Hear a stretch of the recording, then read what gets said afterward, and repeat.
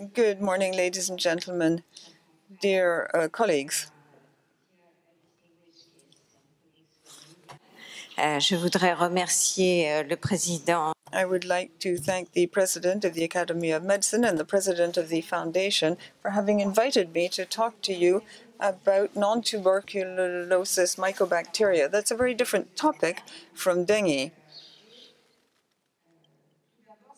First of all, these mycobacteria are different from what you know, that is, the ones that cause leprosy and tuberculosis, and which are transmitted from a sick person to a healthy person. Non-tuberculosis mycobacteria have a reservoir in the environment. They're not transmitted.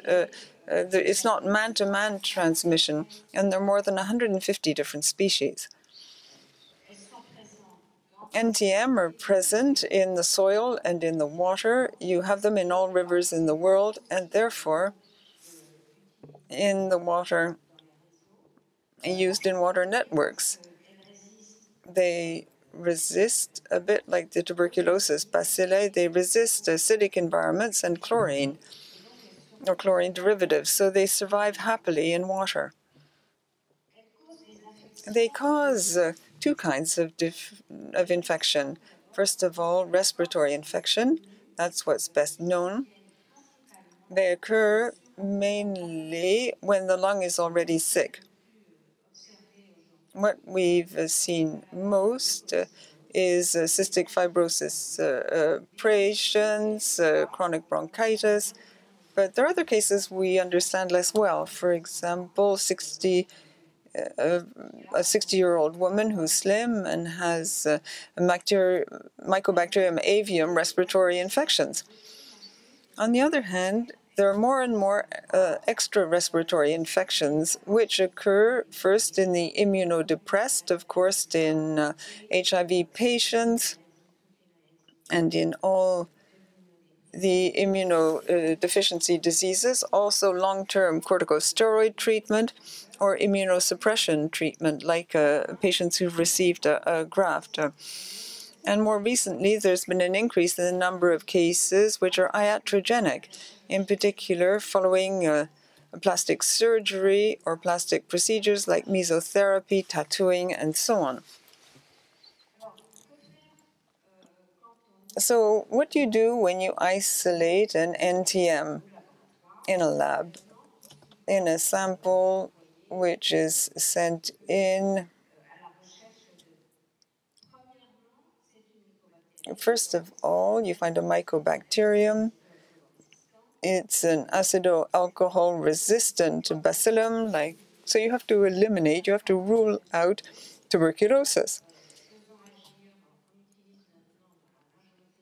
In most labs in the world, we use the MPT64 antigen. If it's negative, then it may be an NTM. And then it becomes difficult to actually identify it because there are more than 150 species. There are a certain number of tests and methods which will enable us to identify the new bacterium. And I'll give you a few examples. These NTM,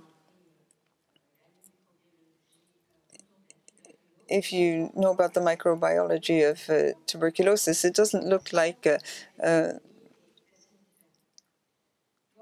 what you find in tuberculosis. It's not like that bacilli. So we use molecular identification and mass spectrometry, the MALDI-TOF, and often both together in order to accurately identify the mycobacterium. With molecular tools, a certain number of genes are concerned. I'm not going to go through them all in detail. We could even do genome sequencing. But what's most commonly used are commercially available tests. I'm referring to hybridization probes, like the one on this kind of strip. That's the genotype, which is sold by Ham. After PCR and hybridization on these vertical strips, you can give a name to certain mycobacteria. You can't identify all 150 species using this kind of a test. We often have to do manual sequencing.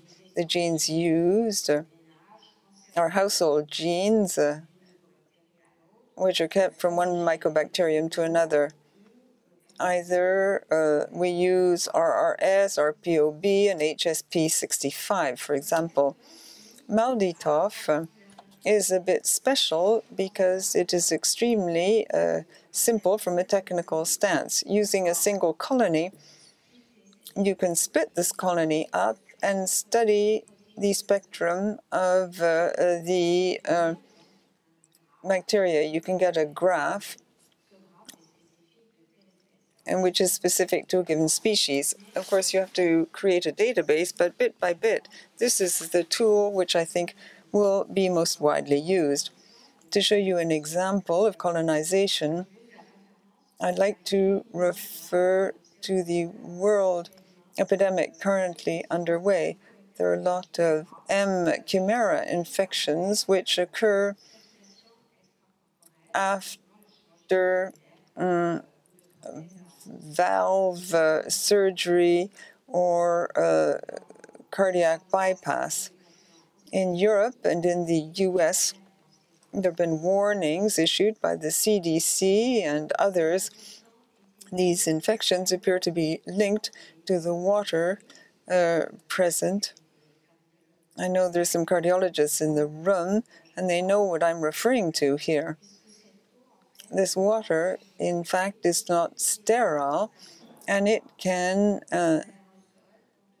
spread an aerosol throughout the room, which contains M. chimera. We also have realized that it's the same strain that infects patients in the US, in Europe, in Germany, and Switzerland, because this mycobacterium is present in the heater-cooler machine when it's being made in the plant. So the epidemic is truly linked to a single species, it's Mycobacterium chimera, which unfortunately strongly resembles alveoli or intracellulare. This is why we worked in particular to identify it. Look at the table. We perform various molecular tests. We have a reference test, which is the ITS sequence, but we also tested a certain number of commercial kits and genes which we compared to try to properly identify chimera. On the right, you can see the MALDI-TOF spectrum. In blue, you can pinpoint the chimera, contrary to the green, which is intracellulare and other species. So this is a good example of identification, which is essential. What about antibiotic susceptibility? You have to know that for NTMs, sensitivity is very different from tuberculosis bacilli. We don't use the same treatment or the same antibiotics. We don't know much, in fact. We're just beginning to build up our knowledge, and that is why cooperation is very welcome, so that we can learn more. Of course, it's a bit like in tuberculosis. You have to know whether it's a new case or a relapse or whether the patient has already been treated with antibiotics, because there, in addition, there may be acquired resistance. Here I wanted to show you the data we have in France on Mycobacterium avium and intracellulare. If you look at the patients who are not treated, the new cases, you can see that out of 340 cases of MAC, we had 0 resistance. However, if you look at relapsed patients who've already been treated with micacine or something else, then you see a percentage of 5 to 20% resistance. Resistance to macrolides, that is the most important antibiotics in the treatment of NTM. The mechanism is well known. There's a mutation in the gene coding for 23S, position A2058 or A2059. That was observed in several species of NTMs, avium, intracellulare, abscessus, and calone. But we discovered as well, subsequently in the 2000s, that some species naturally have a gene called ERM, which codes for a methylase of 23S, and it has the same effect. It modifies the position of 20, 58, and 59. This gene exists only in certain species. It exists in abscessus, which I'm going to talk to you about now, is one of these species where there are more and more infections.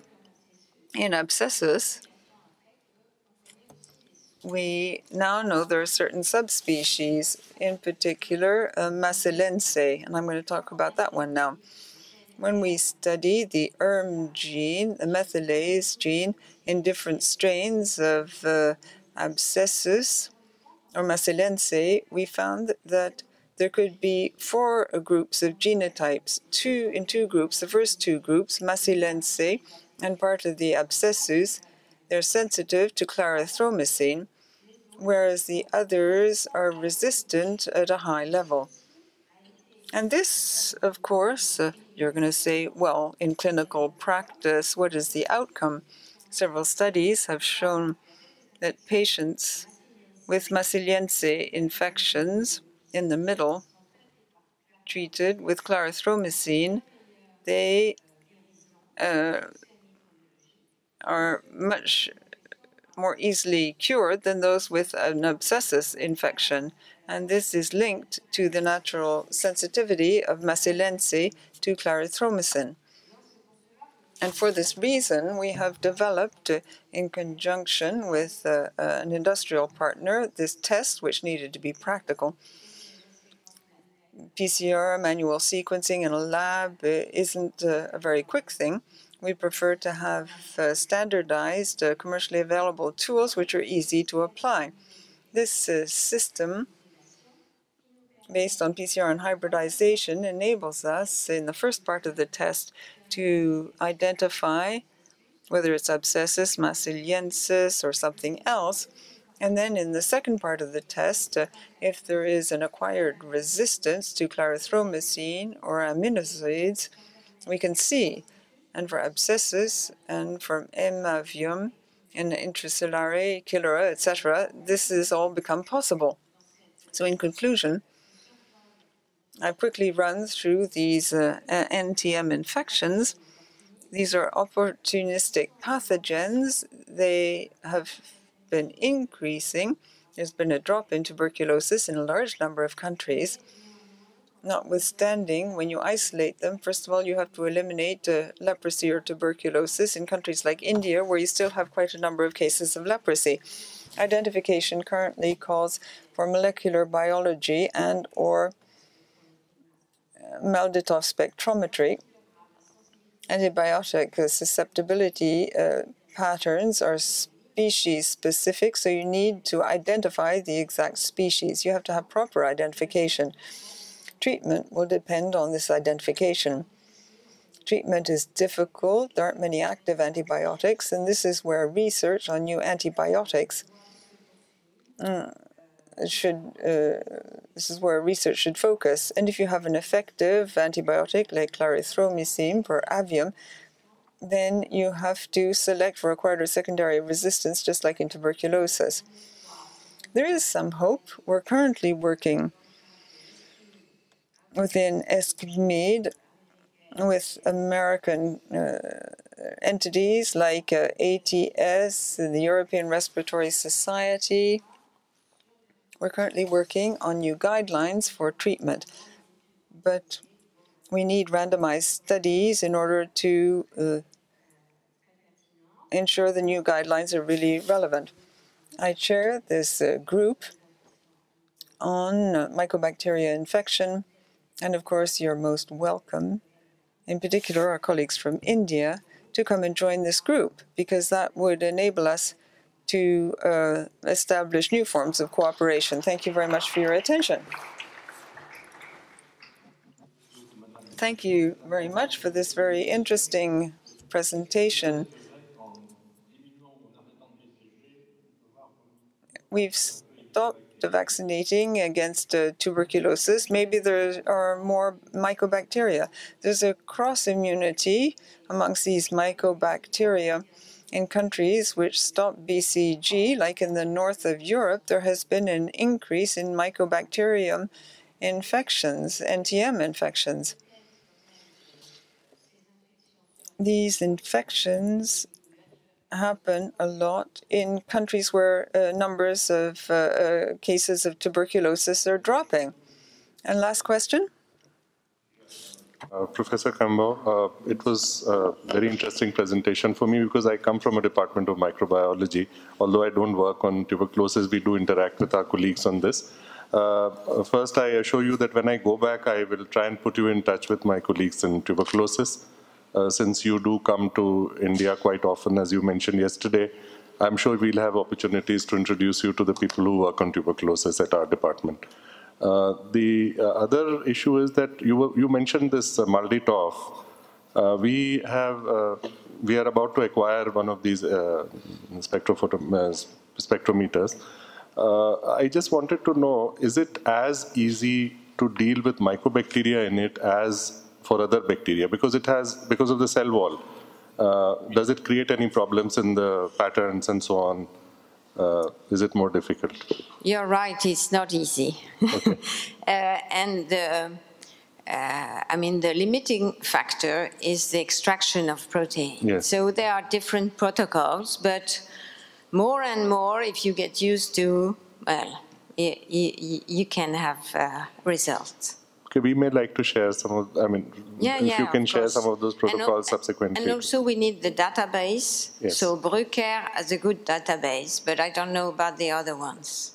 Yeah, I'm not sure. Andromas has also a database, but it depends on your Malditoff. I think the one which has been approved is from Biomeru.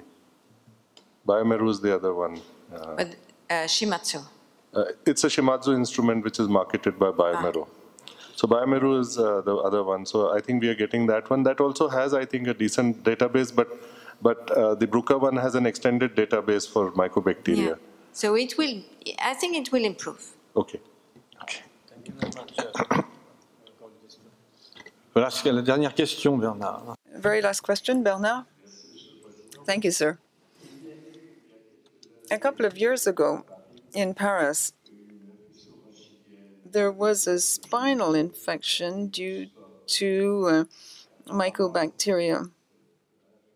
And this spinal infection, which affects a lot of patients, is apparently very difficult to treat. You're quite right.